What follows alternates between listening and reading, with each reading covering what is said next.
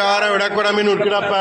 ஆற்றேயம் ஐயா அரணேவோ என்றென்று கோற்று புகழ்ந்திருந்து வைகட்டு மெய்யானார் மீட்டிங்கு வந்து வினவிருது சாரானே வல்ல புலக்கரம்பே கட்டளிக்க வல்லானே நல்லர்களின் அட்டம் பயின்றாடும் நாதனே தில்லையில் கூத்தனே தென்பாண்டி நாட்டானே